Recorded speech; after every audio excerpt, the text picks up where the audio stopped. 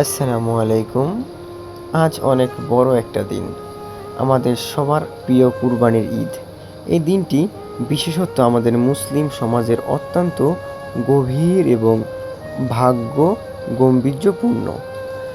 আপনারা দেখতে পাচ্ছেন কুরবানির জন্য পশু প্রস্তুত করা হয়েছে। অত্যন্ত সতর্কতার সাথে এবং ধর্মীয় নিয়ম মেনে এই প্রক্রিয়াটি সম্পূর্ণ করা হচ্ছে। প্রতিটি মানুষের মধ্যে একদিকে যেমন উৎসবের আমেজ, অন্যদিকে তেমনই আল্লাহর সন্তুষ্টি অর্জনের এক অদ্ভুত প্রশান্তি কাজ করছে।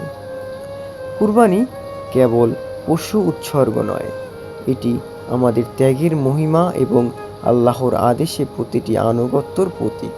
ছোট বড় সবাই মিলে আজ একত্রিত হয়েছি এই ইবাদতটি সম্পূর্ণ করার জন্য। সবাই চোখে মুখে দায়িত্বের ছাপ এবং শ্রদ্ধার বহিঃপ্রকাশ স্পষ্ট।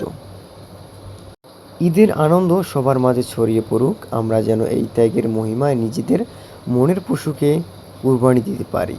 এটি আজকের দিনের মূল শিক্ষা। সবাই ঈদে খুব ভালো কাটুক এবং এটাই আমি কামনা করি। ধন্যবাদ।